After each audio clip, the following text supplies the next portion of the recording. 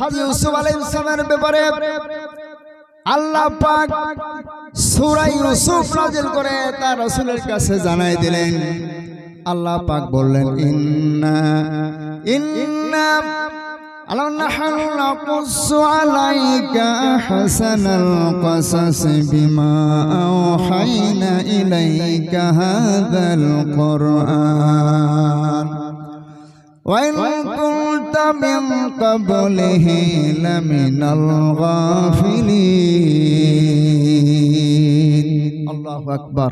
আল্লাহ পাক বলছে উত্তম কিসসা কাহিনী এই কোরআন নাযিলের মাধ্যমে আল্লাহ পাক বলছেন তার রাসূলকে আমি আপনাকে জানিয়েছি। ইউসুফ আলাইহিস সালামের ব্যাপারে আল্লাহ পাক কি বলছেন? হযরত ইউসুফ আলাইহিস সালাম স্বপ্ন দেখছেন যে 11টি তারকা চন্দ্র সূর্য তাকে সিজদা করছে।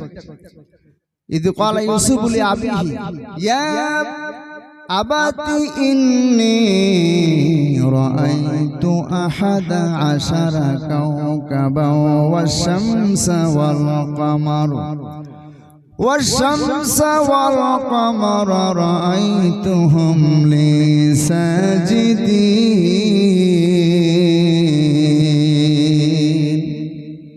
হযরত ইউসুফ আলাইহিস সালাম বলছেন আব্বাজান আমি স্বপ্ন দেখেছি 11টি তারকা চন্দ্র সূর্য আমাকে সিজদা করছে।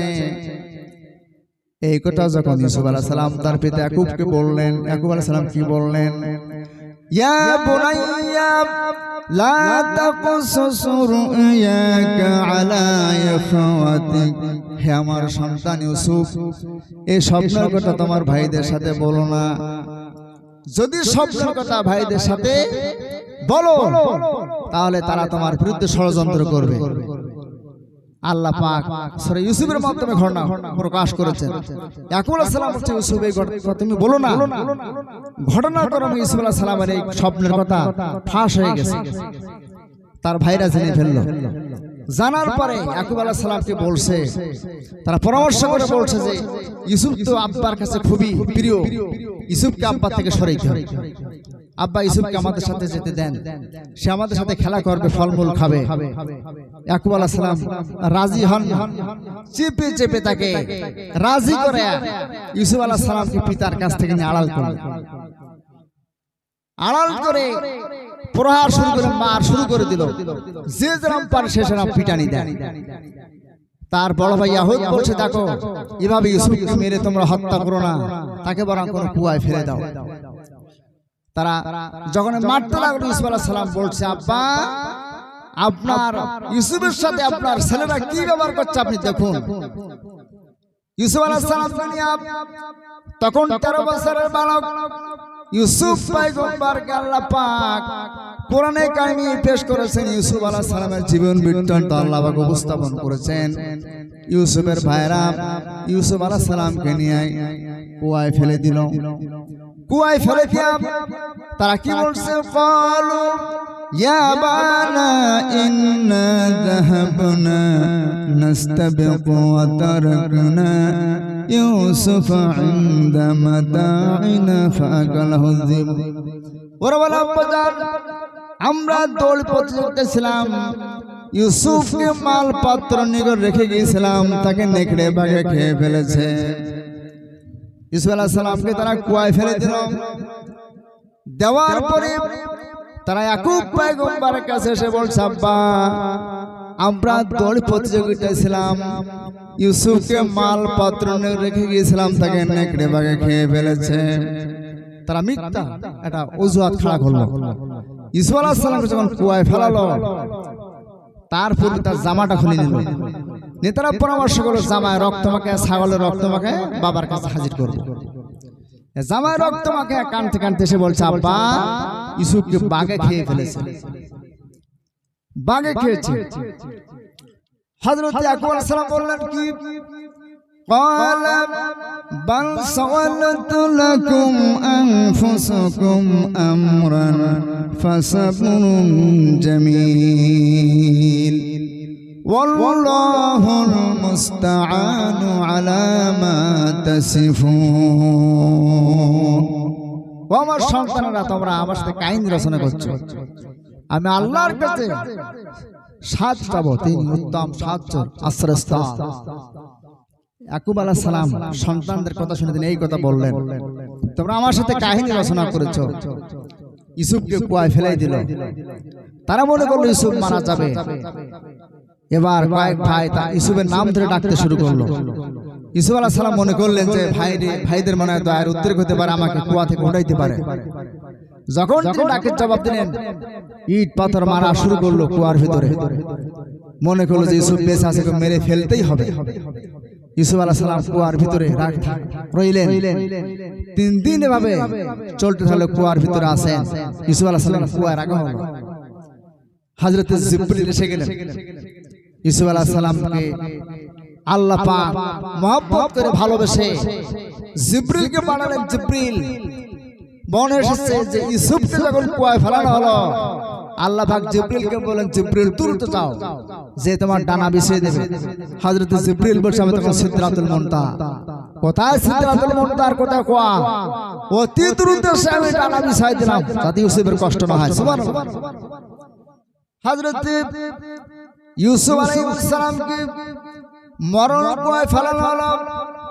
ফেলায়া ইয়াকুব পয়গম্বরের সন্তানরা তারা বলছে, আব্বাজান ইউসুফকে বাঘে খেয়ে ফেলেছে।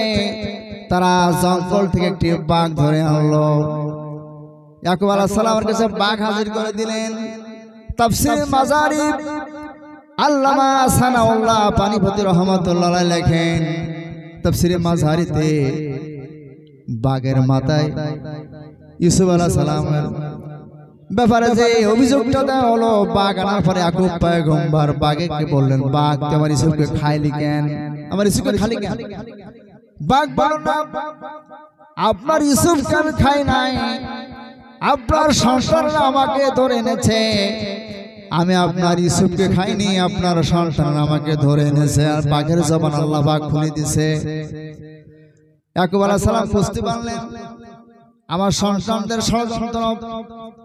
হযরত ইউসুফ আলাইহিস সালাম ক্রন্দন করতে লাগলেন, কান্না করতে লাগলেন। এভাবে করে 3 দিন হয়ে গেল। মিশর অভিমুখে একটি কাফেলা রওনা হয়েছে। মালিক বিন দুবার পানি নেওয়ার জন্য কুয়ার নিকটবর্তী হলো।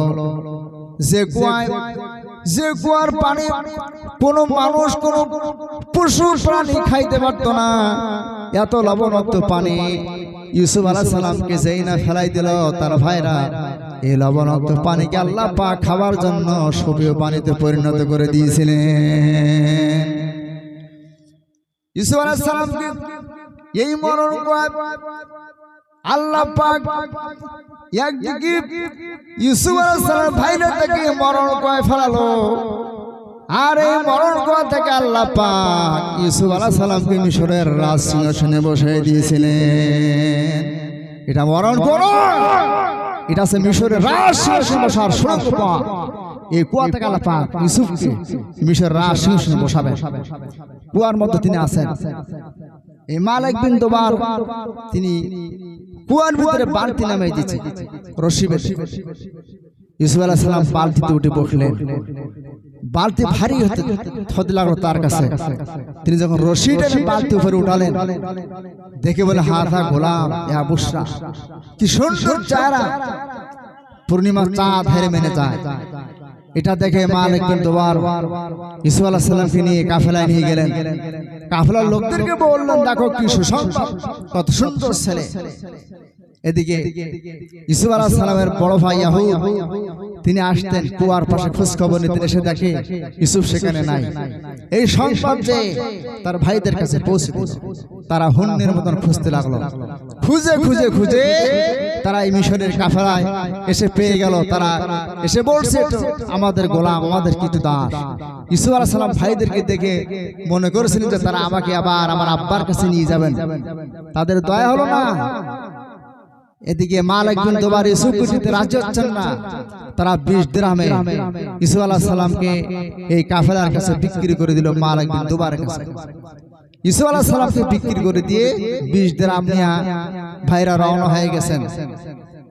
আল্লাহ পাক সেই ঘটনা কোরআনে কারিমে সূরা ইউসুফের মধ্যে তুলে ধরেছেন। ইউসুফ আলাইহিস সালামের ভাইরা ইউসুফকে বিক্রি করে দিল। ইউসুফ আলাইহিস সালামকে নিয়ে কাফেলা লোকজন মিশরের বাজারে বিক্রি করার জন্য তারা চলে গেছে। ইউসুফ আলাইহিস সালামকে মিশরের বাজারে ওঠানো হলো। মিশরের আজিজ, সেই সময় আজিজ এসে ইউসুফ আলাইহিস সালামকে উপযুক্ত সমপরিমাণ স্বর্ণ দিয়া ইউসুফ পয়গম্বরকে কিনে নিয়ে গেলেন। নিয়ে যাওয়ার পরে জুলাইখাকে বলছে, জুলাইখা এই ছেলেকে দেখে রাখো, আমাদের কাজে লাগবে।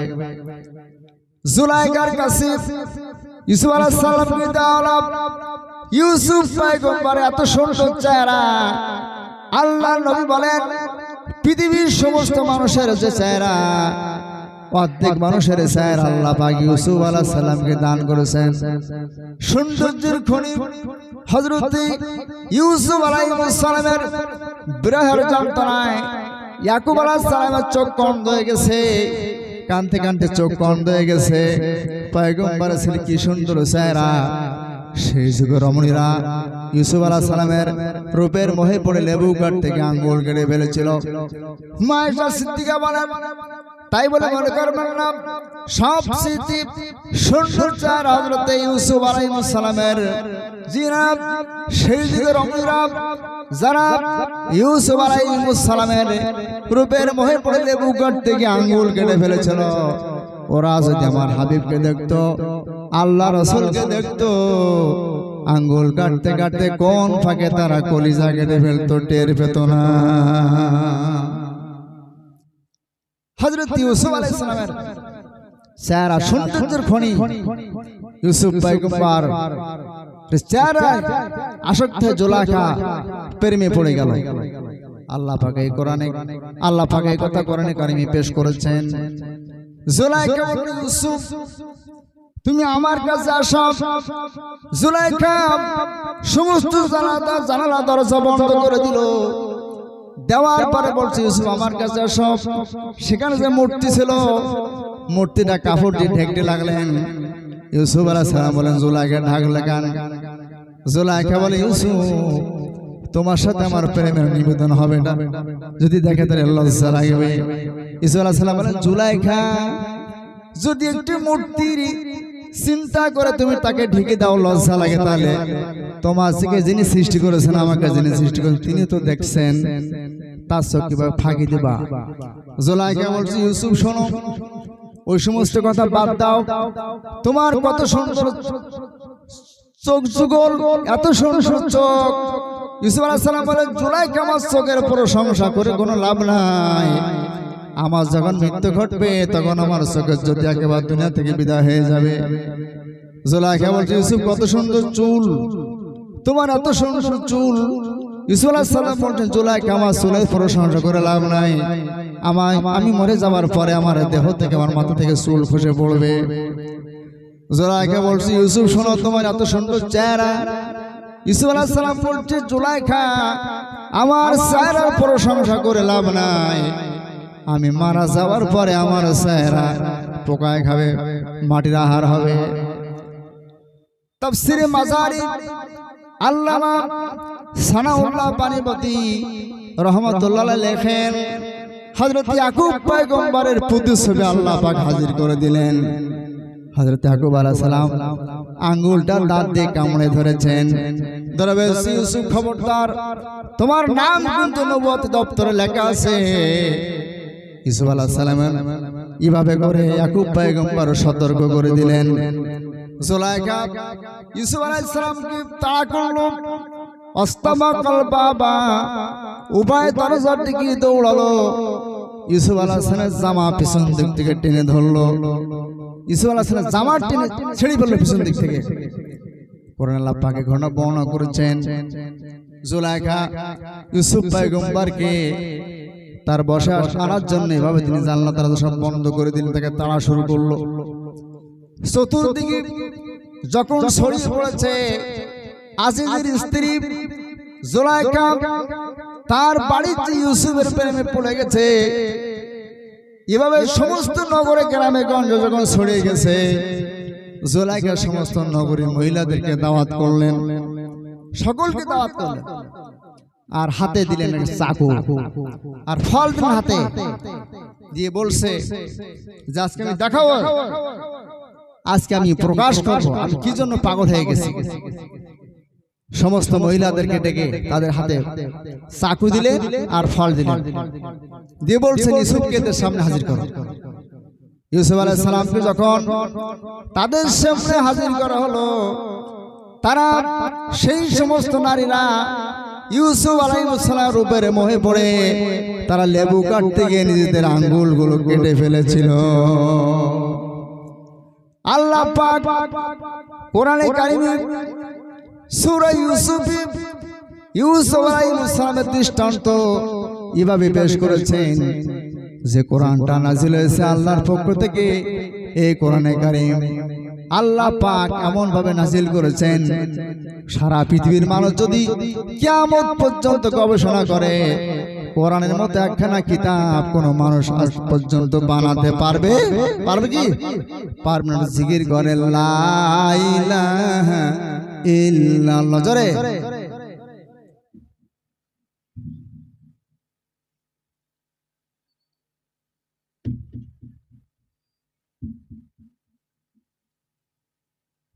জোরে জিকির করে লা ইলাহা ইল্লাল্লাহ, জোরে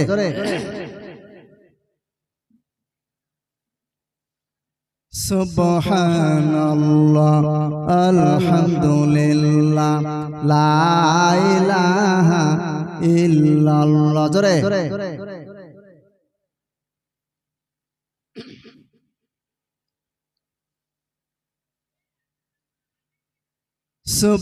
সুবহানাল্লাহ আলহামদুলিল্লাহ লা ইলাহা ইল্লাল্লাহ লা ইলাহা ইল্লাল্লাহ মুহাম্মাদুর রাসূলুল্লাহ সাল্লাল্লাহু আলাইহি ওয়াসাল্লাম। তাহলে কোরআনে কারীম নাযিল করেছেন কে? কোরআন কার পক্ষ থেকে এসেছে? কাদের হেদায়েতের জন্য এসেছে? গোটা মানব জাতির হেদায়েতের জন্য এসেছে। এই কোরআন আল্লাহ পাক নাযিল করেছেন গোটা মানব জাতির জন্য। আল্লাহ পাক কোরআন নাযিল করেছেন, আর কোরআনে কারীমের মধ্যে আল্লাহ পাক সব প্রকাশ করেছেন, বর্ণনা করেছেন, কোনো প্রশ্ন আল্লাহ পাক গোপন রাখেন নাই।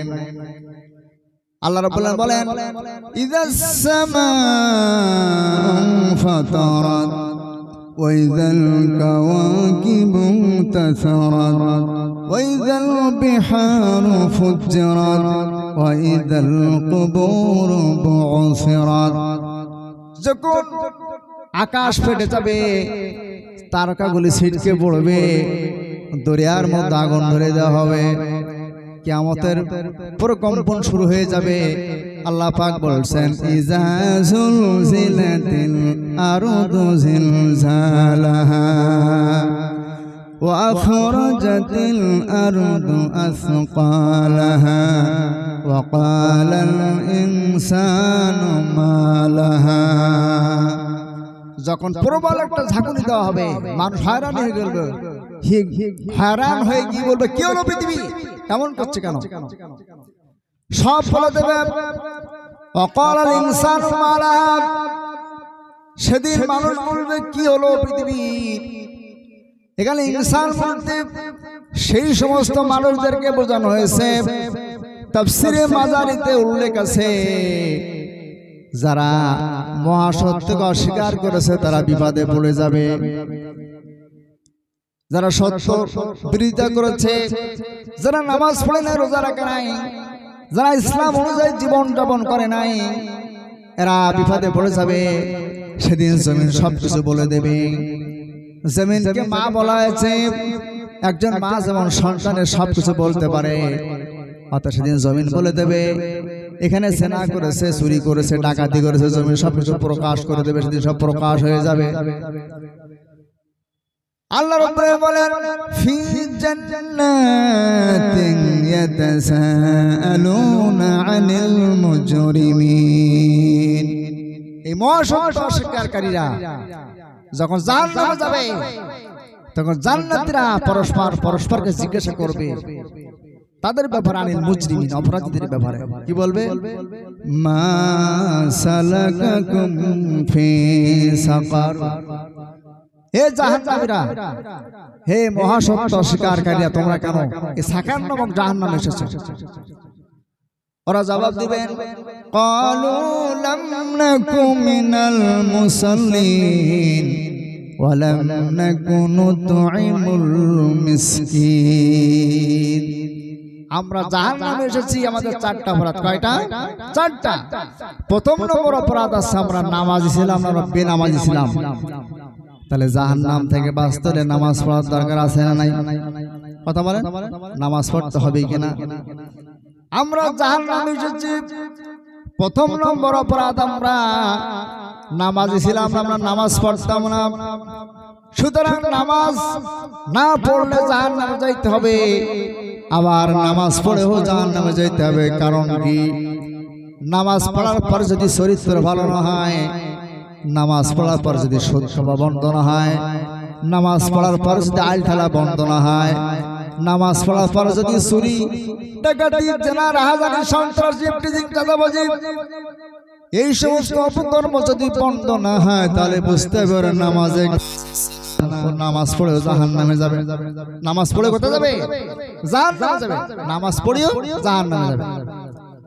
সুতরাং নামাজ যেমন না পড়লে জাহান্নামে হতে হবে, আবার নামাজ পড়ে যদি কেউ খারাপ কাজ ছাড়তে না পারে তাহলে তাকে জাহান্নামে যেতে হবে। মুনাফিকরা কিন্তু নামাজ পড়ে কিনা? অবিনাশী মাইয়াকুলু আমান্না বিল্লাহি ওয়া বিল ইয়াউমিল আখির ওয়া মা হুম বিমুমিনিন। মনুষ্য সমাজে কিছু মানুষ আছে যারা মুনাফিক, তারা বলে আমরা নামাজ পড়ি, রোজা রাখি, হজ করি, যাকাত দেই, দাড়ি টুপি বাঁধি, সবকিছু আছে। আল্লাহ বলছে এরা মুমিন নয়, এরা কি? মুনাফিক। কারণ মুনাফিক তারা বাইরে একরকম আর ভিতরে আরেক রকম। তারা মুখে মুখে আল্লাহ রাসূলের আদর্শের কথা বললেও অন্তরে তারা আল্লাহ রাসূলের আদর্শের বিরোধিতা করে। এর নাম কি? মুনাফিক। এজন্য অপরাধীরা সেদিন তারা বলবে আমরা মহাসত্য স্বীকার করে জাহান্নামে এসেছি, আমাদের প্রথম নম্বর অপরাধ আমরা নামাজ পড়তাম না, বেনামাজি ছিলাম। তবে পুরুষদের জান্নাতে যাওয়া অনেক কঠিন ব্যাপার, কিন্তু মা বোনদের জান্নাতে যাওয়া অনেক সহজ। আল্লাহর নবী বলেন কোন মহিলা যদি চারটা কাজ করতে পারে, চারটা আমল করতে পারে, তাহলে সেই মহিলাকে আল্লাহ পাক জান্নাত দিয়ে দিবেন। নামাজ, প্রথমে নামাজ, রমজানের রোজা, স্বামীর খেদমত আর পর্দা। সুতরাং মা বোনরা যদি তারা নামাজ আদায় করতে পারেন, রমজানের রোজাগুলো আদায় করতে পারেন, আর স্বামীর খেদমত যদি করতে পারেন, স্বামীর আনুগত্য যদি মানতে পারেন, আর পর্দা মেনে যদি চলতে পারেন, তাহলে ওই মহিলাকে আল্লাহ পাক জান্নাত দিয়ে দিবেন। কিন্তু অপশন, মা বোনরা স্বামীদের আবার মানতে চায় না, আছে কিনা? এদিকে মনে হয় নাই। আল্লাহ নবী বলেন যদি কোনো মহিলা স্বামীর সন্তুষ্টিতে মারা যায়, তাহলে ওই মহিলাকে আল্লাহ পাক জান্নাত দিয়ে দিবেন। স্বামীর সন্তুষ্টিতে যদি কোনো মহিলা মারা যায়, ওই মহিলাকে আল্লাহ পাক কি দিবেন? জান্নাত দিবেন। আর স্বামীর অসন্তুষ্টিতে যদি কোনো মহিলা মারা যায়, ওই মহিলাকে জাহান্নামী হয়ে যেতে হবে। আল্লাহর নবীর কাছে কিছু লোক এসে বলছে, ইয়া রাসূলুল্লাহ, আপনি আমাদেরকে আপনার কদম মুবারকে সিজদা দেওয়ার অনুমতি দেন। রাসূলুল্লাহ বললেন, মানুষ যদি মানুষের সিজদা করার অনুমতি থাকতো, তাহলে আমি নবী অনুমতি দিতাম তার স্ত্রীরা যেন তার স্বামীকে সিজদা দেয়। কিন্তু আবার শুধু স্বামীদের সম্মান নেবে তা না, এমন হিংস্র স্বামী আছে যৌতুকের দাবিকে কেন্দ্র করে স্ত্রীকে পিটায়, বাপের বাড়ি পাঠায়, আছে কিনা? এরকম আছে না নাই?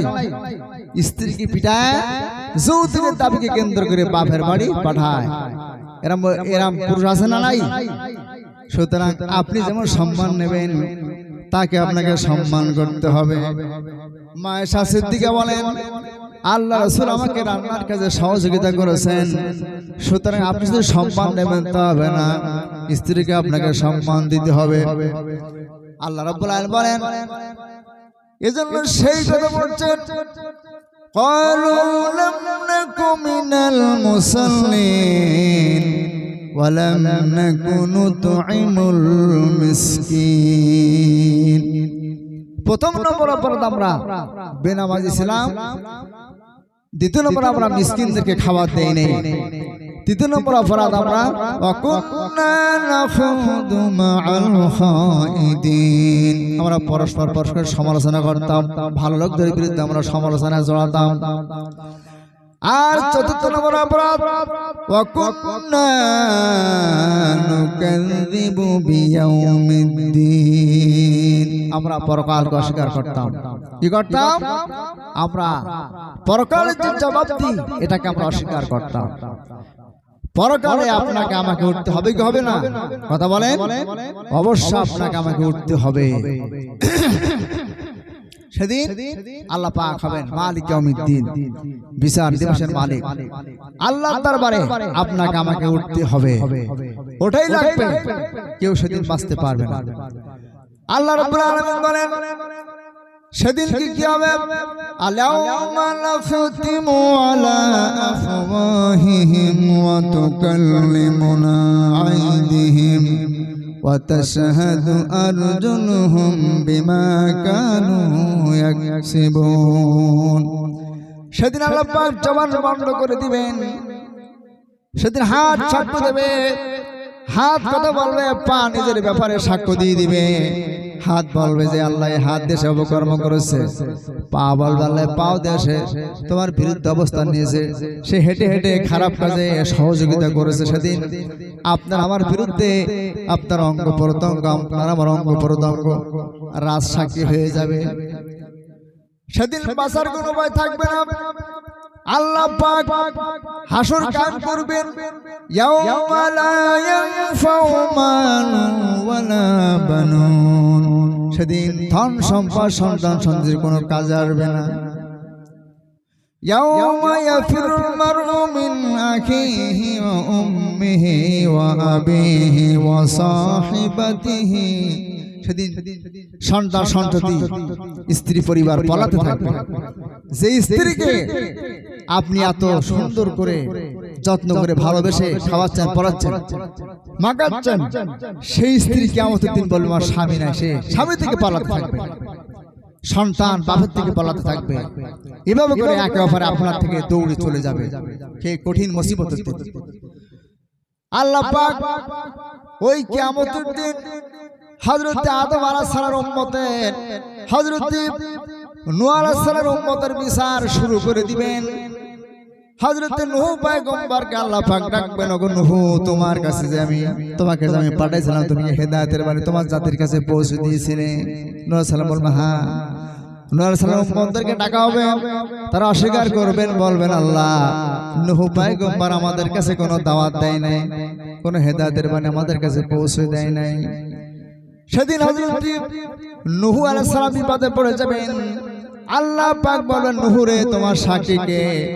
নূহ আলাইহিস সালাম বলবেন আল্লাহ আমার সাক্ষী আছে উম্মতে মুহাম্মদ। সেদিন আমাদেরকে ডাকা হবে, আমাদের সাক্ষ্য নিয়ে অন্য নবীরা মুক্তি পেয়ে যাবেন। ওই কিয়ামতের কঠিন মুসিবতের দিনে আল্লাহ পাক উম্মতে মুহাম্মদীদেরকে ডাকবেন, নবীজি দেখবেন আমার উম্মত লাইনে যখন দাঁড়ায় গেছে, তারা জবাব দিতে পারবেন না। কিয়ামতের দিন আল্লাহ পাক লৌহে মাহফুজকে বলবেন, লৌহে মাহফুজ রে আমার যে কথা, আমার যে কালাম তোমার কাছে জমা ছিল, আমার সে কালাম, আমার সে কথা কোরআন আমার কাছে দিয়ে দাও। লৌহে মাহফুজ বলবেন আল্লাহ তোমার যে কথা, তোমার কালাম আমার কাছে জমা ছিল, এই কোরআনে কারীম আমার কাছে নাই, আমার কাছ থেকে জিবরিল নিয়ে গেছে। কোরআনে কারীম আমার কাছে নাই, জিবরিল তো নিয়ে গেছে।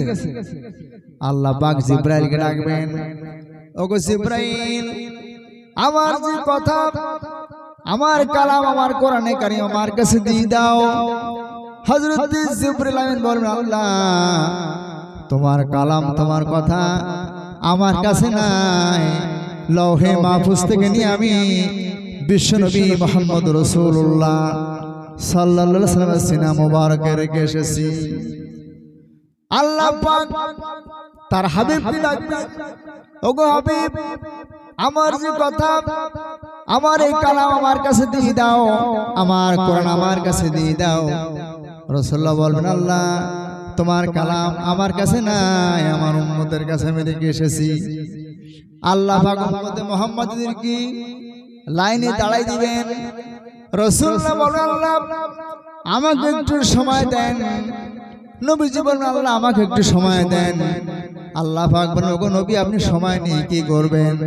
আল্লাহ আমি আদম নবীর কাছে যাব। আল্লাহ বলেন যান আপনি, আমি সময় দিলাম আপনি যান। নবীজি হযরত আদম আলাইহিস সালামের কাছে চলে যাবেন।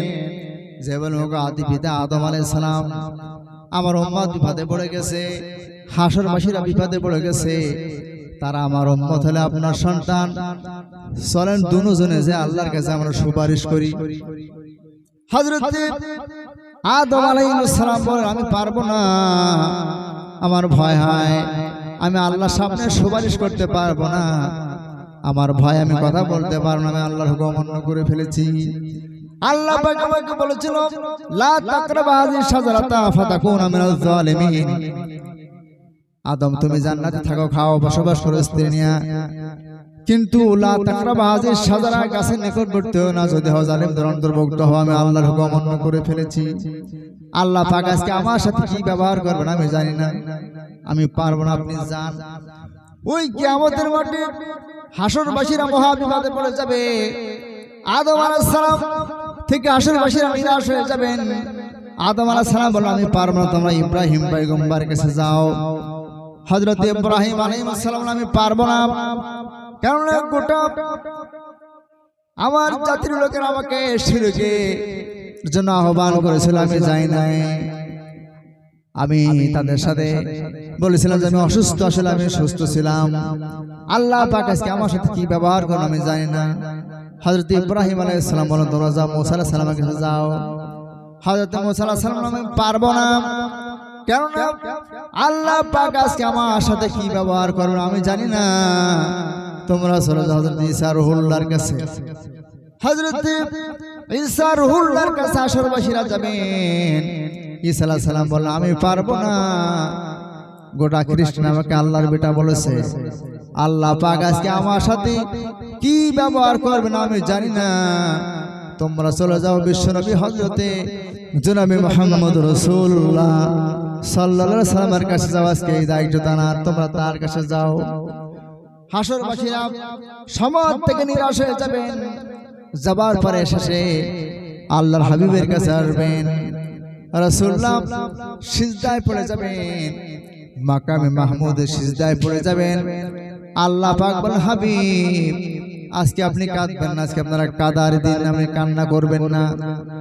দুনিয়া অনেক কেঁদেছেন, অনেক নির্যাতন সহ্য করেছেন, অনেক কষ্ট করেছেন, আজকে আপনি কাঁদবেন না, আপনার কাদার দিন নয়, আপনার দাম মঞ্জুর করা হবে, মাথা উঠান।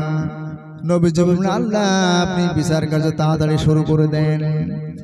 এমন পরিস্থিতি শুরু হয়ে যাবে ওই কিয়ামতের কঠিন মুসিবতের ময়দানে সূর্য মাথার কাছে এসে যাবে। কেউ বলেছেন 1 বিঘা, কেউ বলেছেন 1 হাত, কেউ বলেছেন পানের খেলা সমান। এরকম সূর্য মাথার কাছে এসে যাবে, মাথার খেলগুলো টকবক করবে, চাঁদি ফেটে যাবে।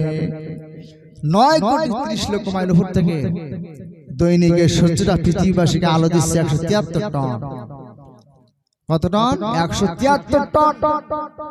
যার তাপমাত্রা এত বেশি ডিগ্রি সেলসিয়াস, যেখানে লোহা রাখলে পরে পানি হয়ে যাবে, ওই সূর্য তার অপার পিঠ দিয়ে ইউরিনাল ফালকা নেপসন অন্যান্য গরুগুলিকে তাপ দিচ্ছে 30 লক্ষ টন। এত বড় জ্বলন্ত অগ্নি সূর্য এই পৃথিবীবাসীকে প্রতিদিন 173 টন তাপ দিচ্ছে। এই সূর্য 9,30,00,000 মাইল উপর থেকে সূর্য তাপ দিচ্ছে। বিজ্ঞানীরা বলে যে সূর্যটা যেখানে আছে ওখান থেকে যদি একটু উপরে যায় সারা পৃথিবী ফ্রিজ হয়ে যাবে। আর ওখান থেকে যদি সূর্য নিচে নেমে আসে সারা পৃথিবী জ্বলে পড়ে ছারকার হয়ে যাবে। তাহলে এই সূর্য কিয়ামতের দিন যদি মাথার উপরে এক বিঘিত পরে আসে কি অবস্থা হবে, মাথার চান্দি ফেটে যাবে, টকবক করতে থাকবে, এমন পরিমাণ ঘাম হবে সেই ঘামে নৌকা চালানো যাবে, কঠিন অবস্থা কিয়ামতের মাঠে শুরু হয়ে যাবে। আল্লাহ পাক সেই দিন তিনি বিচার কায়েম করবেন, কারোর সাথে তিনি জুলুম করবেন না, অন্যায় অত্যাচার তিনি করবেন না, রব্বুল আলামিন হাসর কায়েম করবেন না, বিচার কায়েম করবেন, ইনসাফ কায়েম করবেন। সেই দিন আল্লাহ পাক বিচার করবেন, তিনি হবেন চিফ জাস্টিস, প্রধান বিচারপতি। দুনিয়ায় মামলা খাওয়ার পরে হাইকোর্ট জামিন না দিলে সুপ্রিম কোর্টে যাওয়া যায়, কিন্তু আপনার নামে 100 অথবা 50টা 100 200 মামলা হয়ে গেছে, আপনার মাসে মাসে হাজিরা দেওয়া লাগে। মুসলমান কান লাগায় শুনবেন, প্রতিদিন যে আপনি মিথ্যা কথা বলছেন, যে অন্যায় করছেন, অত্যাচার করছেন, খারাপ কাজ করছেন, প্রত্যেকটা মিথ্যা কথার জন্য আপনার মামলা হয়ে যাচ্ছে, ফেরেশতারা মামলা দিচ্ছে। সমস্ত মামলার নথি, সমস্ত মামলার চাচিরা আল্লাহর আদালতে হাজির হয়ে যাবে। সেদিন আল্লাহ পাক চিফ জাস্টিস তিনি বিচার করবেন। আল্লাহ পাক যদি তিনি বিচার করবেন, যদি তিনি জামিন না দেন, আপনাকে আমাকে যদি আল্লাহ পাক মাফ করে না দেন, তাহলে আমাদের যাওয়ার কোনো জায়গা নাই। চিন্তা করে কাজ করতে হবে। চোখ যা দেখতে চায় তা দেখা যাবে না, জিহ্বা যা বলতে চায়, জিহ্বা যা বলতে সবকিছু বলা যাবে না, জিহ্বা যা খেতে চায় হালাল হারাম বেছে খেতে হবে, সবকিছু খাওয়া যাবে না। অন্তঃকরণে আজে বাজে চিন্তা ভাবনা করা যাবে না, হিসাব করে কাজ করতে হবে, প্রত্যেকের জবাব দিতে হবে, সেই দিনকে জবাব দেওয়া লাগবে। মায়েশা সিদ্দিকা বলেন, ইয়া রাসূলুল্লাহ, কিয়ামতের কঠিন মুসিবতের দিনে সেই দিনকে আপনি আমাদেরকে স্মরণ করবেন নাকি? রাসূলুল্লাহ সব 3 জায়গায় কেউ কোনো স্মরণ রাখতে পারবে না। ওগো আয়েশা, প্রথমে মিজানের পাল্লা যখন নাকি বদি ওজন করা হবে, পরিমাপ করা হবে, এই সময় কেউ কারো কথা মনে রাখতে পারবে না। আল্লাহ পাক সূরা কারিয়ার ভিতরে বলেন, আল কারিয়াতু মাল কারিয়া আমা আদরাকা মাল কারিয়া ইয়াউমা ইয়াকুনুন নাসু কাল ফারাশিল মাবসুস ওয়া তাকুনুল জিবালু কাল ইহনিল মানফুশ ফাম্মা মান সাকুলাত মাওয়াজিনুহু ফাহুয়া ফি ঈশাতির রাদিয়াহ وَأَمَّا مَنْ خَفَّتْ مَوَازِينُهُ فَأُمُّهُ هَاوِيَةٌ وَمَا أَدْرَاكَ مَا هِيَ نَارٌ حَامِيَةٌ। ওই মিজানের পাল্লা যদি কারোর নাকি পরিমাণটা ভারী হয়ে যায়, তার জন্য সন্তোষজনক স্থান আল্লাহ জান্নাত নসিব হয়ে যাবে। আর যদি কারোর নেকি বদির ওজনের সময় হালকা হয়ে যায় মিজানে, তার জন্য জাহান্নাম বাজেট হয়ে যাবে। আল্লাহ পাক তার রাসূলকে বলছেন, ওগো নবী, আপনি কি জানেন জাহান্নাম কি? নারুল্লাহিল মুকাদ্দাতুল্লাতী তাতলিউ আলাল আফইদা। ও নবী, এই জাহান্নাম আল্লাহর জ্বালানো অগ্নিকুণ্ড, যা মানুষের হৃদয় পর্যন্ত গিয়ে পৌঁছবে। এই কঠিন মুসিবতের দিন, কিয়ামতের দিন আল্লাহ পাক সেদিন হাসর কায়েম করবেন। নবীজি বলেন, ওগো আয়েশা, 3 জায়গায় কেউ কারো স্মরণ করতে পারবে না। প্রথম মিজানে তোর নাকি আল্লাহ ওজন করা হবে নাকি বদি। ওগো আয়েশা, 2 নম্বর পুল সিরাত, যখন মানুষ পুল সিরাত পার হবে কেউ কারো কথা স্মরণ রাখতে পারবে না। আর 3 নম্বর হাউজে কাউসারের পানি পান করানোর সময় নবীজি হযরত আয়েশা কি এই কথাগুলো শুনে দিলেন। কিয়ামতের কঠিন মুসিবতের দিনে সে যার মতন বাঁচার জন্য ব্যতিব্যস্ত হয়ে যাবে। হযরত ঈসা রুহুল্লাহ বলেন যে আমি আমার মায়ের জন্য দোয়া করব না, মরিয়মের জন্য। আল্লাহ পাক ফেরেশতাদেরকে বললেন, ফেরেশতা জাহান্নামে হাজির করো, জাহান্নামে হাজির করো যারা দুনিয়ার জীবনে আমার কথা শুনে নাই, আমার হুকুম মানে নাই, যারা নিজেদের খেয়াল খুশি মতো জীবন যাপন করেছে জাহান্নাম তাদের সামনে হাজির করে দাও, তারা দেখুক জাহান্নামটা কি। ওই জাহান্নাম দেখার পরে হযরত জিবরিল আমিন আল্লাহর আরশের পায়ে জড়ায় ধরবেন, ওগো আল্লাহ আমাকে বাঁচাও, আমাকে বাঁচাও, জাহান্নাম থেকে আমাকে বাঁচাও। হযরত মুসা কালিমুল্লাহ যিনি আল্লাহর সাথে কথা বলেছেন, উলুল আজম পয়গম্বর হযরত মুসা আলাইহিস সালাম বলবেন, আল্লাহ আমাকে বাঁচাও, আমাকে বাঁচাও। এরকম কঠিন পরিবেশ সৃষ্টি হয়ে যাবে, জাহান্নাম দেখার পরে সব ভয়তে হয়রান হয়ে যাবে। ওই কিয়ামতের কঠিন মুসিবতের দিনে জাহান্নামে দুইজন ব্যক্তি যখন আল্লাহ পাক বিচার ফয়সালা করে ফেলবেন, জাহান্নামের ভিতরে দুইজন ব্যক্তি এত জোরে চিৎকার করবেন, আল্লাহ নবী বলেন আল্লাহ পাক ফেরেশতাদেরকে বলবেন, ফেরেশতা জাহান্নাম থেকে দুইজন ব্যক্তিকে আনো। আল্লাহ পাক জিজ্ঞেস করবেন, ওগো জাহান্নামী বান্দা এত জোরে চিৎকার করো কারণটা কি? জাহান্নামী বান্দা বলবেন, আল্লাহ এত জোরে চিৎকার করি যেন আপনার কাছে আমাদের আর্তনাদটা পৌঁছে যায়। ওগো আল্লাহ জাহান্নামের এত আযাব, এত যন্ত্রণা আমরা সহ্য করতে পারি না, এজন্য জোরে জোরে চিৎকার করি যাতে করে আমাদের আর্তনাদ, আমাদের চিৎকার আপনার কাছে পৌঁছে যায়। আল্লাহ পাক এই জাহান্নামীদেরকে অর্ডার করবেন, যাও তোমরা বা জাহান্নামে চলে যাও। দৌড়ে একজন জাহান্নামে চলে যাবেন, আর একজন পিছন দিক থেকে বারবার তাকাবেন। আল্লাহ পাক জিজ্ঞাসা করবেন যে তুমি যাও না কেন? জাহান্নামী ব্যক্তি বলেন, রব্বুল আলামিন একবার যখন জাহান্নাম থেকে বের করেছ, জাহান্নামে যেতে চাই না। আল্লাহ পাক বলবেন, যাও তোমরা জান্নাতে চলে যাও। এই জাহান্নাম থেকে বাঁচতে হবে, বাঁচার জন্য কিয়ামতের কঠিন মুসিবতের দিনে যদি আপনার দুনিয়ার জীবনে আমল ভালো হয়, ভালো আমল সালেহ করে ونشهد أن لا إله إلا الله وحده لا شريك له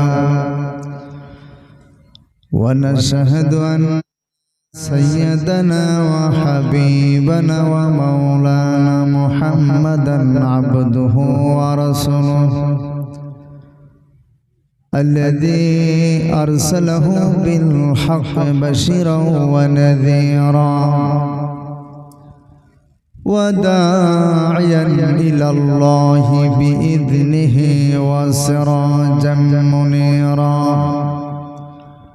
فقد قال الله تعالى في كلامه المجيد وفرقانه الحميد أعوذ بالله من الشيطان الرجيم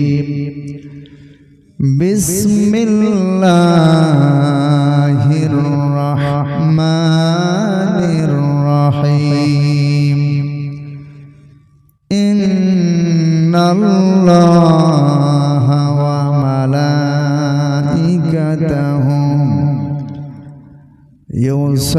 يصلون على النبي يا أيها الذين آمنوا صلوا عليه وسلموا تسليما اللهم صل على مولانا محمد وعلى آل سيدنا জোরে জোরে আল্লাহুম্মা সাল্লি আলা মাওলানা মুহাম্মদ ওয়া আলা আলি সাইয়্যিদিনা।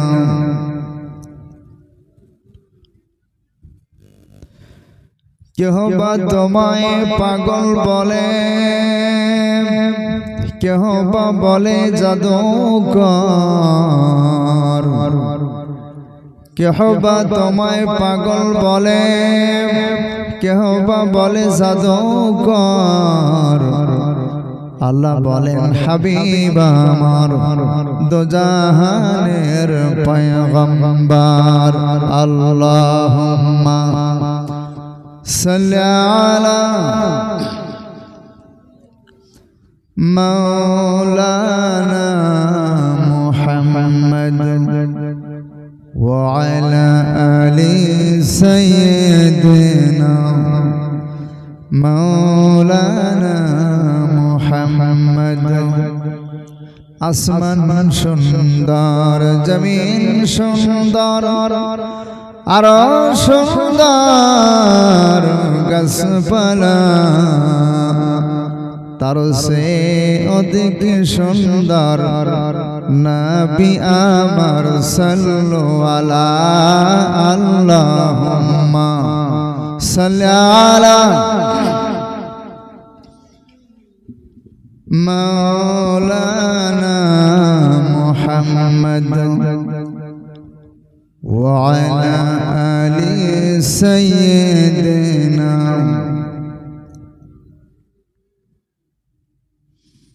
বালাগাল উলা বিকামালিহি কাশাফাত দুজা বিজামালিহি হাসনাতু জামিউ খিসালিহি সাল্লু আলাইহি ওয়া আলিহি।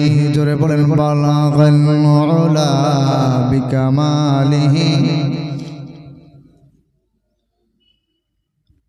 হাসনাতু জামিউ খিসালিহি সাল্লু আলাইহি। ये शहादत गहे उल्फत में कदम रखना, ये शहादत गहे उल्फत में कदम रखना। लोग समझते हैं आसा है मुसलमान होना, बलगल उला बिकमालिही कशाफत दुजा बिजमालिही हसनतु जमीउ खिसालिही सल्लु अलैहि। আরবের বুকে মক্কা নগরে আমিনার সেতায় ঘর, খোদার করুণায় কৌসর হ্যায় জর সে শতা বারম্বার। বালাগাল উলা বিকামালিহি হাসনাতু জামিউ খিসালিহি সাল্লু আলাইহি। তো কালিমা জিকির করি লা ইলাহা ইল্লাল্লাহ। জোরে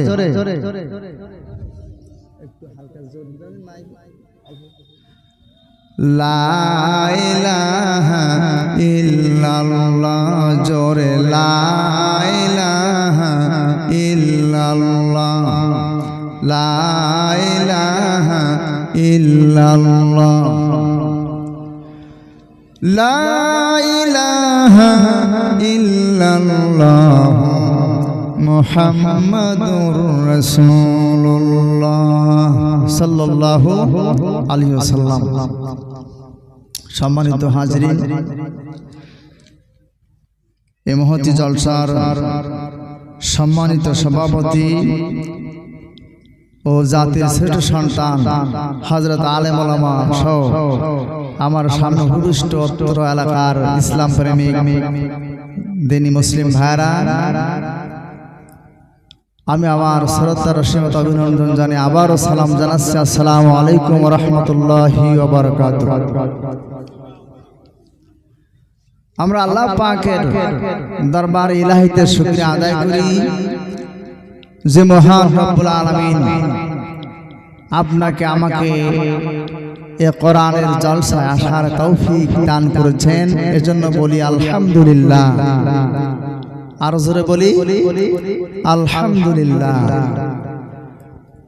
আমরা সর্বাবস্থায় শুকরিয়া আদায় করব কার? আমরা যা দেখিনি সবকিছু দেখেন কে? আমরা যা জানি না সবকিছু জানেন কে? আমরা যা শুনি না সবকিছু শোনেন কে? আমরা যা পারি না সবকিছু পারেন কে? সকল ক্ষমতার মালিক একমাত্র কে? মহান রব্বুল আলামিন। সে রবের শুকরিয়া আদায় করি আলহামদুলিল্লাহ। দুরূদ ও সালাম পাঠাই নবীজির প্রতি। বিনা দরখাস্তে আল্লাহ পাক আপনাকে আমাকে নবীজির উম্মত হওয়ার নসিব দান করেছেন। সেই নবীর প্রতি আমরা দুরূদ ও সালাম পাঠাই, সবাই বলি সাল্লাল্লাহু আলাইহি ওয়াসাল্লাম। সম্মানিত হাজিরিন, আমরা এই কোরআনের জলসা এসেছি লক্ষ্য উদ্দেশ্য নিয়ে, নাকি আছে না? এখানে আসবো কি নিয়াতে? সবের নিয়াতে। কি কোরআন হাদিস থেকে যে আলোচনা করা হয় যেন আমরা শুনে আমল করতে পারি, এই নিয়াতে তো নাকি? নিয়াত যদি ভালো হয় বরকত দিবেন কে? নিয়াত যদি খারাপ হয় তাতে বরকত আছে? বরকত নাই। এজন্য নিয়াত সহি করতে হবে। কোরআনের জলসা এসেছি, উদ্দেশ্য কি? এখান থেকে কোরআন হাদিস আলোচনা শুনে যেন আমল করতে পারি, পরকালের পাথর সংগ্রহ করতে পারি, এজন্য আমরা এখানে এসেছি, তাই কিনা? আল্লাহ রাব্বুল আলামিন যুগে যুগে মানবতার কল্যাণের জন্য, হেদায়েতের জন্য অসংখ্য নবী রাসূল পৃথিবীতে পাঠিয়েছেন। গোটা জাতিকে আল্লাহ পাক তাওহীদমুখী করার জন্য, শিরক বিদআত পাপাচার থেকে বাঁচানোর জন্য আল্লাহ পাক যুগে যুগে অসংখ্য নবী রাসূল প্রেরণ করেছেন। সমস্ত পয়গম্বররা, নবীরা মানব জাতিকে এক আল্লাহর দিকে দাওয়াত দিয়েছেন, এক আল্লাহর দিকে আহ্বান করেছেন যে তোমরা শিরক বিদআত পাপাচার ছেড়ে দিয়ে আল্লাহর গোলাম হয়ে যাও। আমরা কার গোলাম? আল্লাহর গোলাম। আমরা সিজদা দেব কাকে? আল্লাহ পাকের কাছে আমরা সিজদায় মাথা নত করব, তাকে সিজদা দেব, তার কাছে আমরা সব কিছু চাইব। বিপদে মুসিবতে সব কিছু তিনি আমাদেরকে তিনি সাহায্য করবেন। আমাদের সাহায্যকারী কে? আল্লাহ পাক আমাদের সাহায্য করবেন, তিনি আমাদের সাহায্যকারী। আমরা বিপদে পড়লে কার কাছে হাত তুলি? আল্লাহ পাকের কাছে। দেখবেন আপনি যখন কোনো বিপদে পড়বেন, আপনার পাড়া প্রতিবেশী কেউ পাশে দাঁড়ায় না, কিন্তু কঠিন বিপদের সময় কে দাঁড়ায়? কে সাহায্য করে? আল্লাহ পাক সাহায্য করে। সে আল্লাহ পাকের গোলাম। আল্লাহ রাব্বুল আলামিন যুগে যুগে মানবতার কল্যাণের জন্য অসংখ্য নবী রাসূল প্রেরণ করেছেন। আল্লাহ রাব্বুল আলামিন বলেন, ওয়ালাকাদ বাআসনা ফি কুল্লি উম্মাতির রাসূলা আনি ইবুদুল্লাহ ওয়াজতানিবুত তাগুত। আল্লাহু আকবার। রব্বুল আলামিন বলেন, যুগে যুগে মানবতার কল্যাণের জন্য অসংখ্য নবী রাসূল প্রেরণ করেছি। এই সমস্ত নবীরা তার স্বজাতির কাছে যে এই দাওয়াত পেশ করেছেন, আমার জাতির লোকেরা তোমরা তাওহীদ কে গ্রহণ করো, শিরক বিদআত পাপাচারকে ছেড়ে দিয়ে এক আল্লাহর গোলাম হয়ে যাও। আনি ইবুদুল্লাহ ওয়াজতানিবুত তাগুত। তোমরা একমাত্র আল্লাহ পাকের গোলাম হয়ে যাও। এই আহ্বান আল্লাহ পাক নবীদের মাধ্যমে উপস্থাপন করেছেন। গোটা মানব জাতির কাছে আল্লাহ পাক এই মেসেজ পৌঁছে দিয়েছেন।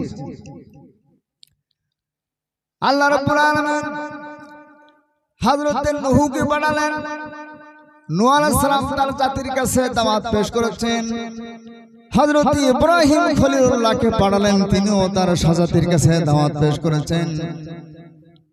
ঈসা মুসা হুদ সালেহ যত পয়গম্বর এসেছে সমস্ত নবীরা তাদের জাতির কাছে দাওয়াত পেশ করেছে। তারা আঞ্চলিক নবী ছিল, তারা গোত্রের জন্য নবী ছিল।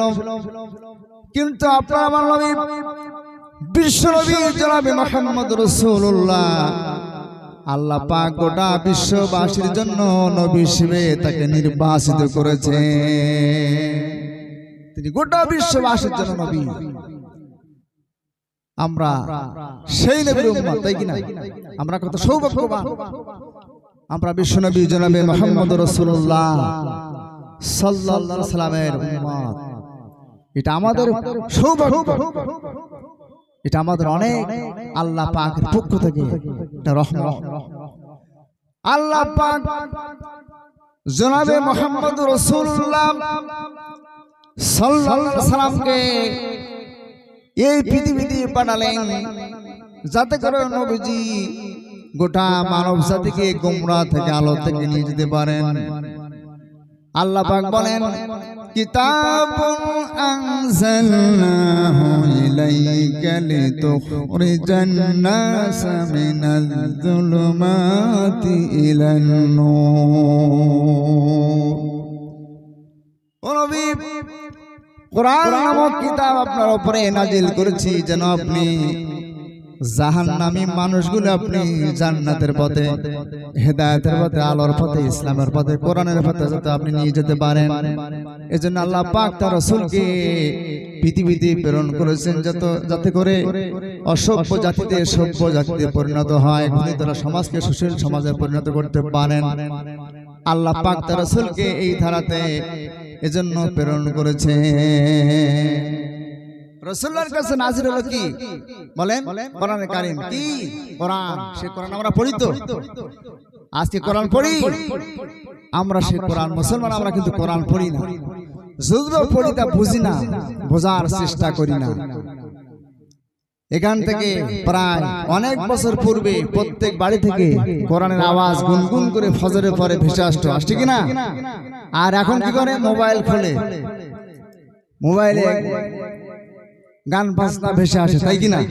আমরা এত হতভাগা, আমরা এত হতভাগা জাতি। আমাদের কাছে আছে আল্লাহর কোরআন, সেই কোরআন আমরা পড়ি না, কোরআন আমরা বোঝার চেষ্টা করি না, কোরআন তেলাওয়াত করি না, কোরআন অনুযায়ী নিজের জীবন পরিচালনা করার জন্য আমরা চেষ্টা করি না। আল্লাহ পাক এই কোরআন দিলেন আমাদের হেদায়েতের জন্য। নবীজির উপরে আল্লাহ পাক কোরআন নাযিল করলেন। এই কোরআনে কারীম বিশ্ব মানবতার কল্যাণের জন্য এসেছে। আল্লাহ রাব্বুল আলামিন তার হাবিবের উপরে কোরআন নাযিল করলেন, গোটা বিশ্ববাসীকে চ্যালেঞ্জ দিয়ে দিলেন, যালিকাল কিতাবু লা রাইবা ফি হুদাল লিল মুত্তাকিন। আল্লাহ পাক বলছেন এমন একটি কিতাব, যালিকাল কিতাব, আই হাযাল কিতাব। যালিকাল কিতাব অর্থাৎ যালিকার পরে যে কিতাব, এই কিতাব বলতে তাফসীরকাররা বলছেন কোরআনে কারীমকে বোঝানো হয়েছে। এই কোরআন আল্লাহ পাক তার হাবিবের উপরে নাযিল করেছেন। আল্লাহ বলছেন এই কিতাব, এতে কোনো সন্দেহ নাই যেটা মুহাম্মদ সাল্লাল্লাহু আলাইহি ওয়াসাল্লামের উপরে নাযিল হয়েছে এই কোরআনে কোনো সন্দেহ নাই। There is no doubt in the holy Quran. এটা এমন একটি কিতাব যাতে কোনো সন্দেহ নাই, যাতে কোনো এরর নাই, ভুল নাই। আল্লাহু আকবার বলবেন না? এমন একখানি কিতাব আল্লাহ পাক নাযিল করেছেন। কোরআন যখন নাযিল হলো, ইকরা বিসমি রাব্বিকাল্লাযী খালাক খালাকাল ইনসানা মিন আলাক। আল্লাহ রাব্বুল আলামিন তার হাবিবের উপরে কোরআন নাযিল করলেন। কোরআন যখন নাযিল হয়ে গেল, নবীজি কোরআন মুখস্থ করার জন্য তাড়াহুড়া করছেন। আল্লাহ পাক বলেন, জিবরিল আমার রাসূলকে বলে দাও কোরআন মুখস্থ করার জন্য তাড়াহুড়া করার কোনো প্রয়োজন নাই। তাহলে কি করতে হবে? ইন্না আলাইনা জামআহু ওয়া কুরআনা। আল্লাহু আকবার। লা তুহারিক বিহি লিসানাকা লিতাআজালা বিহি। ও নবী, কোরআন মুখস্থ করার জন্য তাড়াহুড়া করার কোনো প্রয়োজন নাই। তাহলে কি করতে হবে? ইন্না আলাইনা জামাআহু ওয়া কুরআনা, কোরআন মুখস্থ করার জন্য আপনি তাড়াহুড়া করবেন না। কেননা এই কোরআন নাজিল করেছে আমি আল্লাহ পাক তার রাসূলের জিহ্বা মুবারক দিয়ে আয়াত নাজিল করলেন। কি দিয়ে আয়াত নাজিল করলেন? জিহ্বা মুবারক দিয়ে রাসূলের সম্মানে, লা তুহাররিক বিহি হাররাকা ইউহাররিক, আপনি বারবার আপনার জিহ্বাকে নাড়াবেন না, আপনার জিহ্বাকে আপনি নাড়াবেন না। জিকির করেন লা ইলাহা ইল্লাল্লাহ, জোরে জিকির করেন লা ইলাহা ইল্লাল্লাহ, জোরে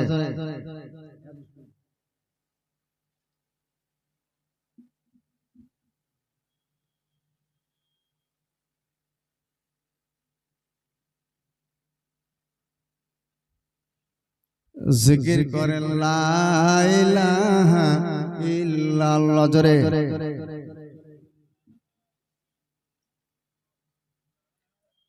ভাইজান বহু দূরে মদিনা, ভাইজান বহু দূরে মদিনা, কেমনে যাব জানি না, দয়াল আল্লাহ দয়া কর, পুরো মনের বাসনা লা ইলাহা ইল্লাল্লাহ, জোরে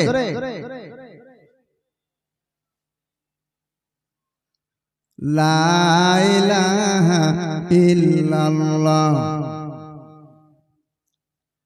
লা ইলাহা ইল্লাল্লাহ মুহাম্মাদুর রাসূলুল্লাহ সাল্লাল্লাহু।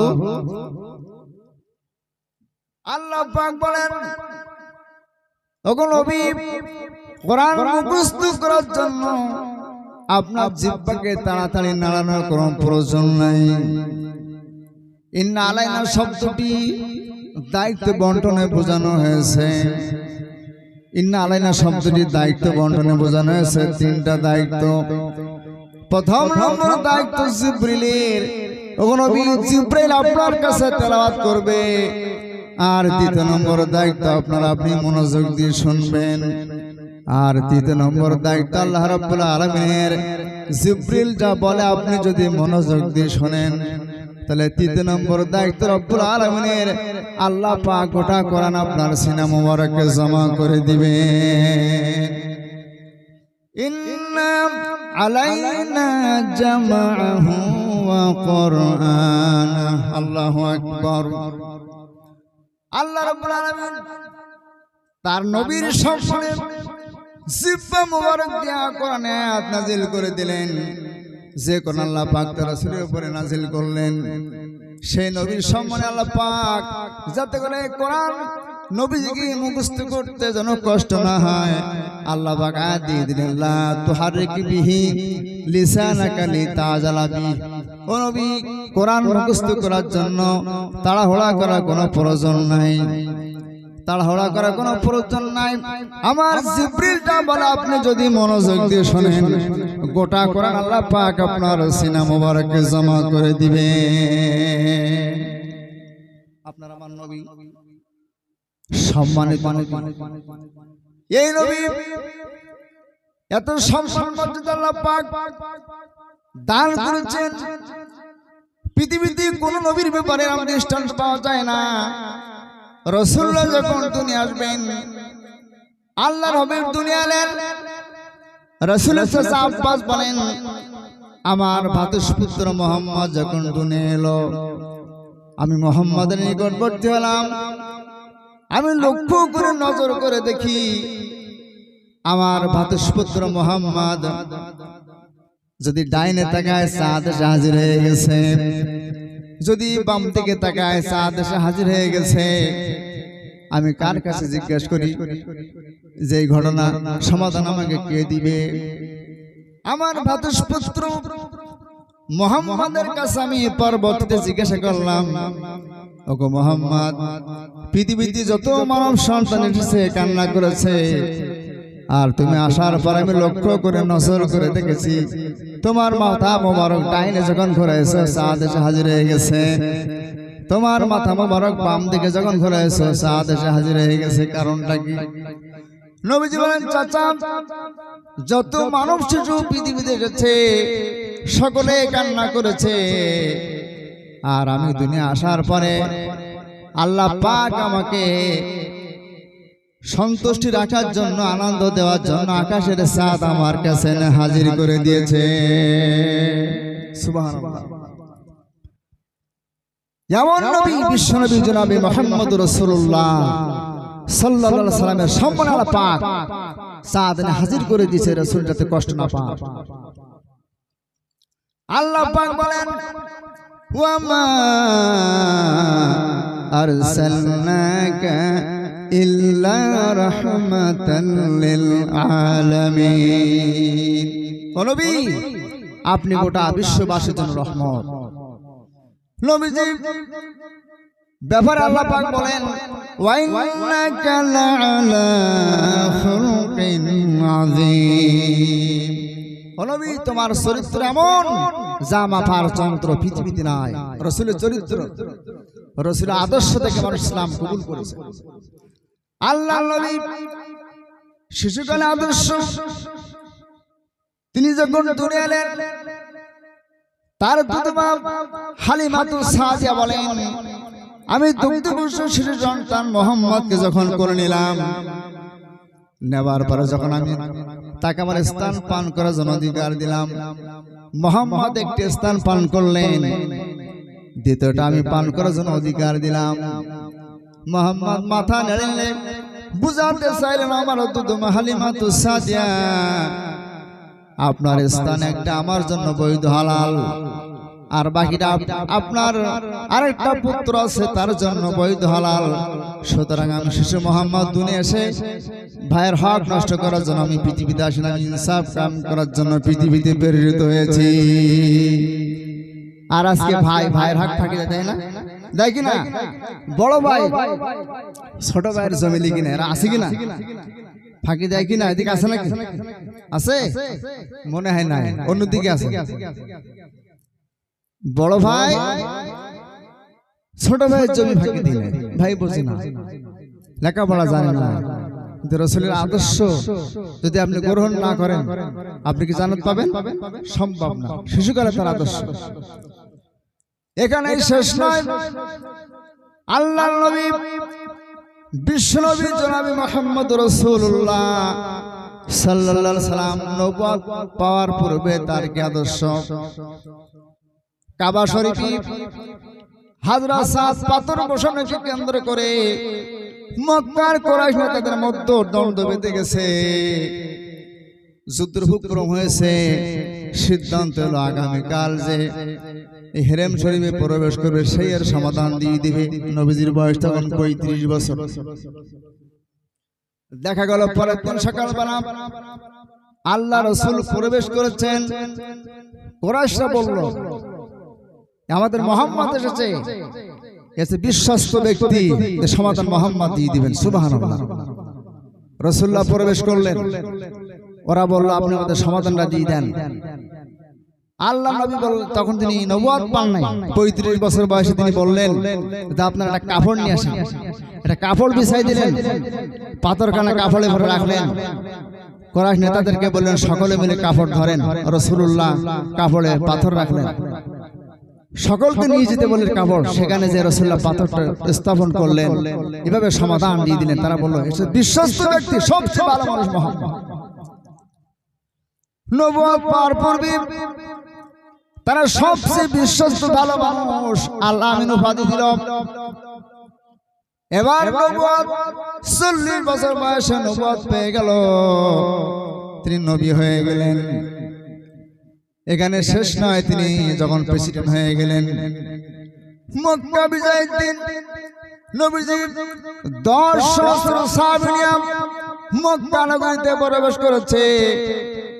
আর সমস্ত সাহাবীদেরকে বলছে আমার বিনা অনুমতিতে তোমরা কোনো ফলদার বৃক্ষের গাছ ধারণ করবে না, কারো উপরে নির্যাতন করবে না।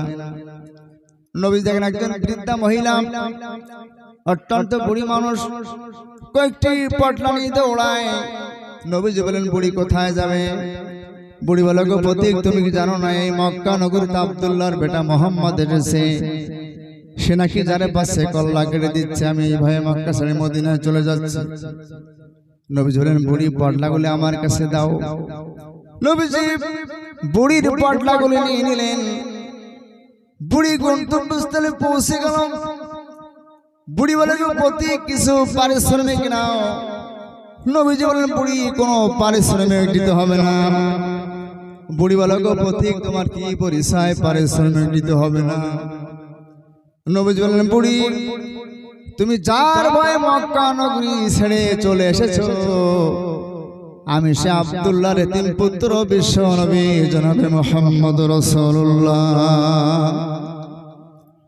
বুড়ি বলে গো প্রতীক তোমার সম্পর্কে মক্কার কুরাইশ নেতারা এত বাজে কথা বলেছে, তোমার তো মানবতা উদারতা মনুষ্যত্ব এটি সাধারণ কোন মানুষের পক্ষে সম্ভব নয়। নিঃসন্দেহে তুমি নবী, আমাকে কালিমা পড়ায় দাও। নবীজি বলেন বুড়ি পড়ো লা ইলাহা ইল্লাল্লাহু মুহাম্মাদুর রাসূলুল্লাহ সাল্লাল্লাহু আলাইহি ওয়াসাল্লাম। তিনি প্রেসিডেন্ট হিসেবে কি আদর্শ রেখে গেছেন। নবীজি শুধু প্রেসিডেন্ট হিসেবে নয়, তিনি মায়ের ব্যাপারে কি আদর্শ রাখলেন। নবীজি মসজিদে নববীতে বসা একজন বৃদ্ধা মহিলা প্রবেশ করলেন। নবীজি দাঁড়ান গায়ের চাদর বিছায় দিলেন। সাহাবায়ে কেরাম বলেন ইয়া রাসূলুল্লাহ, ফজিলত তো বুঝলাম না, আপনি বিশ্বনবী একজন মহিলার জন্য দাঁড়ায় নিজের গায়ের চাদর বিছায় দিলেন। নবীজি বলল আমার সাহাবীরা শোনো, আমি দুনিয়া আসার পরে আমার মায়ের দুধ আমার কিসমত তেমন হয় নাই। যার দুধকে যার কোলে কাকে ছোড়া আমি বড় হয়েছি, এই মহিলা আমার সেই দুধ মা হযরত হালিমাতুস সাদিয়া। মাকে সম্মান করেছেন, স্ত্রীর সাথে ভালো ব্যবহার করেছেন। মা এসে সিদ্দিকা বলেন রাসূলুল্লাহ আমাকে আগে সালাম দিয়েছেন, আমার রান্না বান্নার কাজে সহযোগিতা করেছেন। তাহলে নানা হিসেবে, নাতি হিসেবে, নানা হিসেবে, স্বামী হিসেবে, রাষ্ট্রপ্রধান হিসেবে তিনি যে আদর্শ রেখে গেছেন, এই আদর্শ যদি আপনি গ্রহণ না করেন তাহলে কি নবীর সুপারিশ পাবেন? পাওয়া যাবে কি? যাবে না। শুধু নবীকে ভালোবাসলে জান্নাত পাওয়া যাবে না, যাবে কি? যাবে না। আল্লাহ রাব্বুল আলামিন বলেন কুল ইন কুনতুম তুহিব্বুনাল্লাহ ফাত্তাবিউনি ইউহিব্বুকুমুল্লাহ।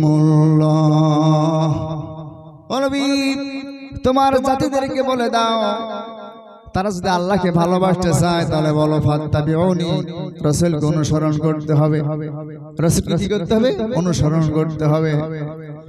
কারণ শুধু ভালোবাসলে জান্নাত পাওয়া যাবে না। যদি শুধু ভালোবাসলে জান্নাত পাওয়া যেত তাহলে রাসূলের চাচা আবু তালেবকে আল্লাহর জান্নাত দিতে হবে।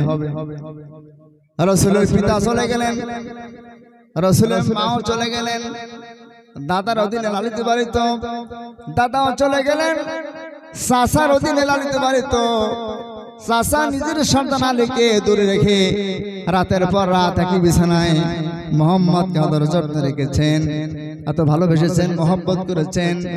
সেই চাচা মারা যাবেন, আল্লাহ রাসূল হাজির হয়ে গেলেন। বড় বড় নেতারা পাশে, রাসূল বললেন চাচা আপনি শুধু একবার বলেন লা ইলাহা ইল্লাল্লাহ, আমি আপনার ঈমানের সাক্ষ্য দেব। আবু তালেব বলছে বাদশপুত্র, আমি যদি এই কথা বলি তাহলে ওরা আমাকে কাফির বলবে। আবু জাহেল বলছে আবু তালেব ভাতিজার ধর্ম গ্রহণ করবে নাকি? আবু তালেব বিদায় নিলেন। রাসূলুল্লাহকে এত ভালোবেসেছে, মহব্বত করেছে, কিন্তু আবু তালেব রাসূলের অনুসরণ করেন নাই। বৈবাহিক ক্ষেত্রে, সামাজিক ক্ষেত্রে, অর্থনৈতিক ক্ষেত্রে, সমস্ত ক্ষেত্রে রাসূলকে অনুসরণ না করায় আবু তালেব জাহান্নামী হয়ে গেছে। শুধু ভালোবাসলে জান্নাত পাওয়া যাবে না, আল্লাহ রাসূলের আদর্শ গ্রহণ করতে হবে, অনুসরণ করতে হবে। ফাত্তাবিউনি ইউহিব্বুকুমুল্লাহ। আল্লাহু আকবার। আল্লাহ রাব্বুল আলামিন বললেন, কুল ইন কুনতুম তুহিব্বুনাল্লাহ ফাত্তাবিউনি ইউহিব্বুকুমুল্লাহ। আল্লাহু আকবার। রাসূলের আদর্শ সকল ক্ষেত্রে আপনাকে গ্রহণ করতে হবে। যদি আল্লাহ রাসূলের আদর্শ গ্রহণ করেন তাহলে আপনি আল্লাহর জান্নাত পেয়ে যাবেন। আল্লাহ রাব্বুল আলামিন এই রাসূলের ব্যাপারে বললেন, ওয়া ইন্নাকা লাআলা খুলকিন আযীম। ও নবী, তুমি মহান চরিত্রের অধিকারী। কারণ মা আয়েশা সিদ্দিকার কাছে প্রশ্ন করা হলো, গো মা আয়েশা, আল্লাহ রাসূলের চরিত্র আমাদেরকে শোনান। মা আয়েশা বললেন, গোটা কোরআন আছে বিশ্ব নবীর চরিত্র। গোটা কোরআন কি? বিশ্ব নবীর চরিত্র গোটা কোরআন। এই কোরআনে কারীম এমন একটি কিতাব যাতে আল্লাহ পাক এমন ভাবে বর্ণনা করেছেন, এমন ভাবে কোরআন নাজিল করেছেন, পৃথিবী কোনো মানুষের পক্ষে সম্ভব না কোরআনের মতন একখানা কিতাব নাজিল করা। সম্ভব কি? কোরআনের মতন একখানা কিতাব বানানো কোনো মানুষের পক্ষে সম্ভব না। আমেরিকার চ্যাপেলিন বিশ্ববিদ্যালয়ের vice chancellor doctor Robin Mandela 2003 সালে ঘটনাটি ঘটেছিল। উনি ওই বিশ্ববিদ্যালয়ে 70,000 ছেলে মেয়ে লেখাপড়া করত। এখন এই ভাইস চ্যান্সেলর একটা প্রতিনিধি টিম গঠন করে দিলেন, দিয়ে বললেন যে আমার এই বিশ্ববিদ্যালয়ের ছেলে মেয়েদের চরিত্র সম্পর্কে একটা রিপোর্ট পেশ করো। যাদেরকে দায়িত্ব দেওয়া হয়েছিল তারা যে দেখে ছেলে মেয়েরা 100% ছেলে মেয়েদের মধ্যে 10% ছেলে মেয়ে ভালো আছে, আর তারা সব খারাপ হয়ে গেছে, ক্যারেক্টার ধ্বংস হয়ে গেছে। তারা রিপোর্ট পেশ করলো যে বাকি 10% ভালো আছে, এরা কোরআন পড়ে, এরা নামাজ পড়ে, এরা তাহাজ্জুদ পড়ে, এরা কোরআন তেলাওয়াত করে, আর বাকি যেগুলি এরা দুনিয়ার খেল তামাশা মতো গান বাজনা সভ্য ব্যাপারে তারা ব্যস্ত। এই রিপোর্ট যখন পেশ করলো তখন সারা পৃথিবীর বড় বড় জ্ঞানী পণ্ডিত ব্যক্তিদেরকে ডাকা হলো, ডেকে বললো যে আমার বিশ্ববিদ্যালয়ের ছেলে মেয়েদের চরিত্র কিভাবে ভালো করা যায়। এক এক পণ্ডিত এক এক রকম বক্তব্য উপস্থাপন করলো, এক এক পণ্ডিত এক এক রকম বলতে লাগলো। তখন আমেরিকার এই চ্যাপেলিন বিশ্ববিদ্যালয়ের vice chancellor doctor Robin Mandela বলল, না, তোমাদের কথা আমি এভাবে নেব না, কারণ আমি একটি ইতিহাস বলতে চাই। উনি বললেন সেটা হচ্ছে যে একটি মাদ্রাসার ছাত্র, তিনি প্রতিদিন মাদ্রাসায় যায়। মাদ্রাসায় যাইতে যাইতে যাওয়া আসা করতে থাকে। একটা রাজপ্রাসাদের রানী প্রিন্সেস জেবা এই ছেলেকে দেখে ভালোবেসে ফেলেছে। এই ছাত্র সুন্দর পাঞ্জাবি, সুন্দর টুপি, সাদা ড্রেস পরে প্রতিদিন মাদ্রাসায় যায়। আর এই রানী প্রিন্সেস জেবা এই ছেলেকে দেখে ভালোবেসে ফেলেছে, তার ভালোবাসায় মত্ত হয়ে গেছে। এই ছেলেকে একদিন রাজপ্রাসাদে আহ্বান করলো তার দাসীর মাধ্যমে যে আমাদের রানী এটা গুনাহ করেছে, তাকে মাসলা দিয়ে সমাধান করতে হবে। তাকে রাজপ্রাসাদে নিয়ে যাওয়া হলো। রানী প্রিন্সেস জেবা এই মাদ্রাসার ছেলেকে রাজপ্রাসাদে নিয়ে গেল। নিয়ে যাওয়ার পরে এমন একটা আপত্তিকর পোশাক পরে তার সামনে আসলো। সেখানে অনেক খানা পিনার ব্যবস্থা করলো, সমস্ত জানলা দরজা বন্ধ করে দিল। মাদ্রাসার ছাত্র এই পরিবেশ দেখে মাথা নিচু করে বসে আছে। রানী প্রিন্সেস জেবা বলছে, গো ছাত্র, আমি মাসলা নেওয়ার জন্য তোমাকে আমি এখানে আনি নাই, ডাকি না, আহ্বান করি নাই। আমি তোমার ভালোবাসায়, তোমার প্রেমে পড়ে গেছি, আমার সাথে প্রেম নিবেদন করতে হবে। এই কথা যখন উপস্থাপন করলো তখন এই মাদ্রাসার ছাত্র মাথা নিচু করে বসে আছে। ওগো আল্লাহ চরিত্রের মহা দুর্যোগ থেকে আমাকে বাঁচায় দাও। আল্লাহ পাক তার মাথায় বুদ্ধি দিল। এই ছাত্র বলল, রব্বুল আলামিন চরিত্রের মহা দুর্যোগী ইউসুফ আলাইহিস সালামকে যেমন তুমি জুলাইখার কুপ্রস্তাব থেকে রক্ষা করেছিলে, বাঁচিয়েছিলে, আমাকে এরকম তুমি বাঁচিয়ে দাও। আল্লাহ পাক তার মাথায় বুদ্ধি দিয়ে দিলেন। আল্লাহ পাক তার স্মরণ শক্তি দিয়ে দিলেন। এই মাদ্রাসা ছাত্র রানী প্রিন্সেস জেবাকে বলছে, দেখো আমি একটু টয়লেটে যেতে চাই, বাথরুমে যেতে চাই। তিনি টয়লেটে চলে গেলেন, বাথরুমে চলে গেলেন। যাওয়ার পরে তিনি পায়খানা নিয়ে সমস্ত গায়ে মাখলেন। মাখার পরে রানী প্রিন্সেস জেবার সামনে এলেন। আসার পরে রানী প্রিন্সেস জেবা বলছে, তো এটা নোংরা মৌলবি, নোংরা বের করে দে। যখন গন্ধ দুর্গন্ধ ছুটছে তখন তাকে বের করে দিছে তিরস্কার করে। তিনি আবার বাড়ি গেছেন। বাড়িতে তিনি সুন্দর পোশাক পরিচ্ছদ আবার পরে মানে পাক সাফাই গোসল করে আবার সুন্দর পাঞ্জাবিটি পরে মাদ্রাসা থেকে রওনা হয়েছে। এই ছাত্র খুব ব্রেনিয়ান ছাত্র, প্রতিদিন মাদ্রাসা যায়, সবার ছেলে লেখাপড়ায় ভালো। এদিন যাইতে দেরি হয়েছে, শিক্ষক খুব রেগে গেছে, বলছে তুমি এত ভালো ছাত্র, তুমি ভালো পারো বলে তোমার এত অহংকার, প্রতিদিন দেরি করে আসো। খুব বকাঝকা করছে। যখন এভাবে বকাঝকা শুরু করলো তখন ছাত্র সমস্ত ঘটনা পেশ করলো। যে আমার এই ঘটনা ঘটেছে, আসার সময় পাখি ডানা বিছিয়ে দিয়েছে, আমি যদি পায়ের তলায় পাড়া দিয়ে পাখি মারতে যাই, আসতে যায় পাখিগুলো মরে যাবে, যেন আমার আসতে দেরি হয়েছে। তখন শিক্ষক বুঝতে পেরেছে, মোহতামিম সাহেব বুঝতে পেরেছে এটা কোনো সাধারণ ছাত্র নয়। কারণ তলেবুল ইলম যখন তারা চলাফেরা করে, ফেরেশতারা তাদের ডানাগুলো বিছিয়ে দেয় পাখির আকারে। তিনি বুঝতে পেরে সমস্ত মাদ্রাসার শিক্ষক ছাত্রদেরকে ডাকলেন, ডেকে বললেন, তোমরা যদি জান্নাতি কোনো মানুষ দেখতে চাও তাহলে আমার ছাত্রকে দেখো। সেই ছাত্রের নাম ছিল ইমাম গাজালি রহমাতুল্লাহ আলাইহি। আল্লাহু আকবার বলবেন না? সেটাই যখন আমেরিকার জাভেলিন বিশ্ববিদ্যালয়ের ভাইস চ্যান্সেলর রবিন ম্যান্ডেল এই ঘটনাটা সমস্ত পণ্ডিতদের সামনে উপস্থাপন করলেন আর বললেন, চরিত্র যদি ভালো করা যায়, ভালো করতে তাহলে কোরআন পড়াতে হবে। কি পড়তে হবে? চরিত্র ভালো করতে হলে কি পড়তে হবে? কোরআন পড়াতে হবে। এজন্য মা আয়েশা সিদ্দিকা বলেন, আল্লাহর হাবিবের চরিত্র সম্পর্কে জিজ্ঞাসা করা হলে তিনি বলল, সাহাবীরা তোমরা কি কোরআন পড়ো নাই? গোটা কোরআন আছে বিশ্ব নবীর চরিত্র। সুবহানাল্লাহ। গোটা কোরআন কি? বিশ্ব নবীর চরিত্র। কারণ কোরআন নাযিল হয়েছে আল্লাহর হাবিবের উপরে। তিনি তার জবান দিয়ে আল্লাহর কোরআন বের করেছেন। আবার এই একই জবান দিয়ে রাসূলুল্লাহর কথাগুলো হাদিস, কোনো সংমিশ্রণ নাই। এক একটা সূরা এক একটা বর্ণনা এসেছে। কোরআনে কারীম এমন একটি কিতাব যেটি যেমন সূরা ইউসুফ আলাইহিস সালামে শুধু সূরা ইউসুফের কথা বর্ণনা করা হয়েছে।